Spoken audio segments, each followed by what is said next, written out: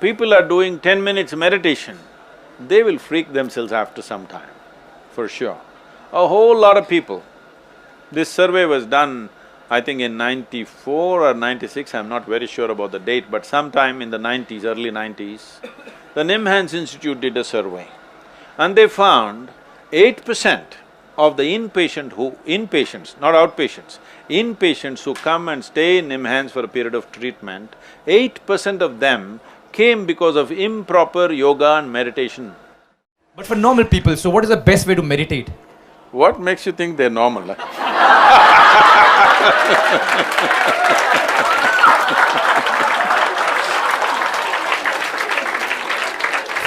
For everyone who is not playing for BFC, what do you think is the best way to meditate?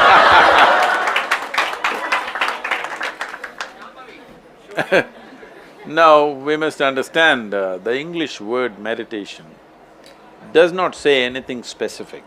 In the sense, if someone sits here with eyes closed, people think he's meditating.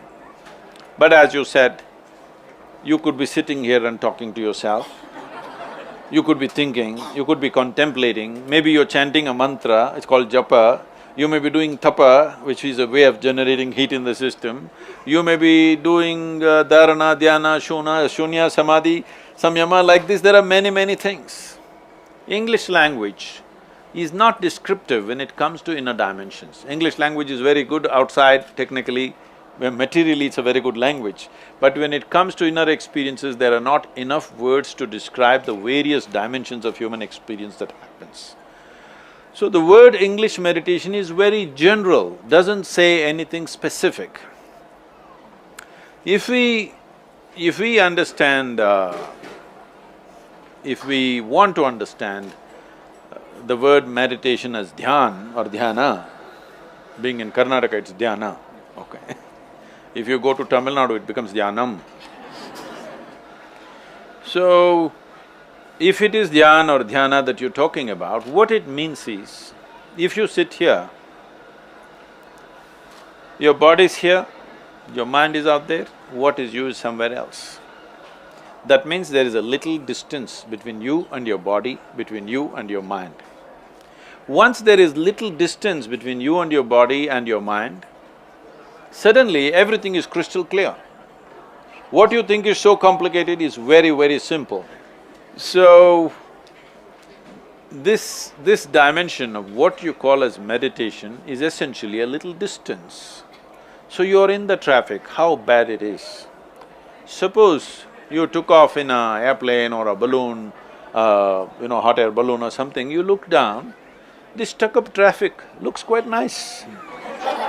Really. In the night especially, it looks quite nice when the traffic is jammed up. Have you seen this from the airplanes? But when you're in it, it's a totally different affair. When you're in it, the way you suffer it is one thing. Once there is distance, is a totally different affair. This is what you need to do with your mind and your body. If there's a little distance, suddenly everything is crystal clear. Simple things. For people who have lived here for 50, 60 years and they still don't know how to handle their thought and emotion. When are they going to learn? After 1,000 years? When? If you do not know how to handle your thought, how the hell did you live till now? I don't know. By accident? When you live by accident, anxiety is normal. How else can it be? Suppose accidentally you don't know how to ride a motorcycle or a car, let's say, accidentally it started rolling. Anxiety or no? Yeah. Picked up speed, fear or no? Yeah. Became very fast, terror or no? But if you know how to drive, the faster it goes, the better it is. Yes or no? The same with your mind and body. Because you are enmeshed in it, haven't figured a damn thing about it, it looks very complicated, little distance. This is dhyan, this is meditation in a way. So if you create that little distance, suddenly everything is clear. What looked so complicated is just a simple thing. But while trying this, sir, and I want to be honest, and I know all of them want to say this, while trying this, we're still going back to the cocoon. Still the same problem, the same issues. How do we, See, that is because you think meditation is some kind of an act. It is not an act. It is a consequence. If you cultivate your body, your intellect, your emotion and your energy in a certain way, meditation will happen as a quality, not as an act. People are doing 10 minutes meditation, they will freak themselves after some time, for sure. A whole lot of people. This survey was done, I think in 94 or 96, I'm not very sure about the date, but sometime in the 90s, early 90s, the Nimhans Institute did a survey and they found 8% of the inpatients, not outpatients, inpatients who come and stay in Nimhans for a period of treatment, 8% of them came because of improper yoga and meditation.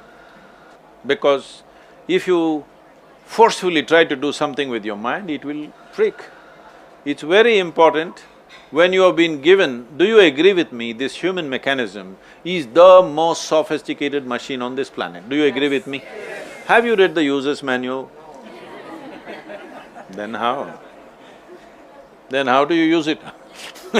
Just by accident? So just few tips of not doing this mistake. How to go about it? See, it is these tidbits which have destroyed people. The reason why spiritual process has become a ridiculous circus, I'm saying this consciously, it's become a circus because everybody is trying to do it on the street side. On the street side, they want to teach Gita. Krishna waited for many years. Arjuna and Krishna, you have Arjuna board. Arjuna and Krishna were intimate, they know each other so well.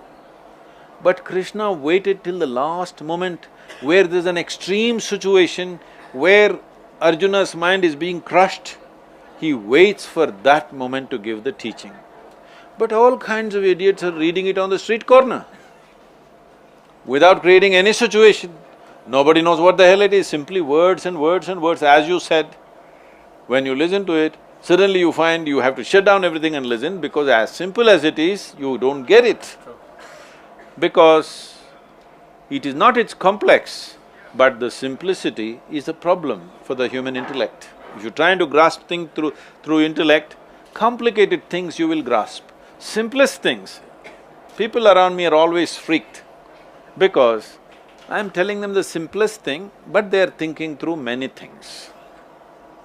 Most simple things, because it is very simple. Birth is not your doing, death is not your doing, it happens, both of them happen. In between, you just have to be…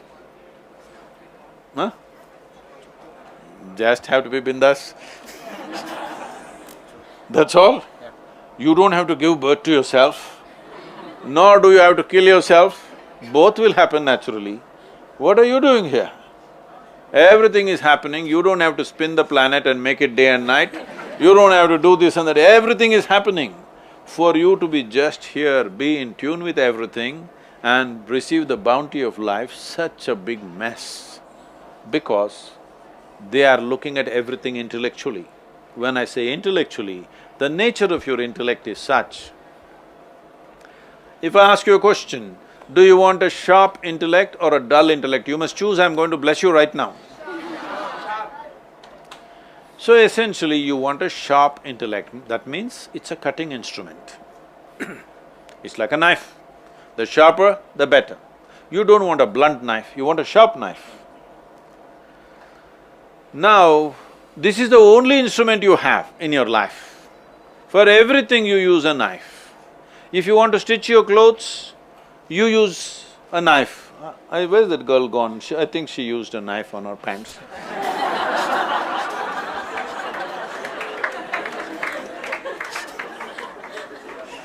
If you use your knife to stitch, you will leave it in tatters, isn't it? Yeah. That's all you're doing to your life, that is all. You are just leaving it in tatters simply because you're using a knife to handle everything.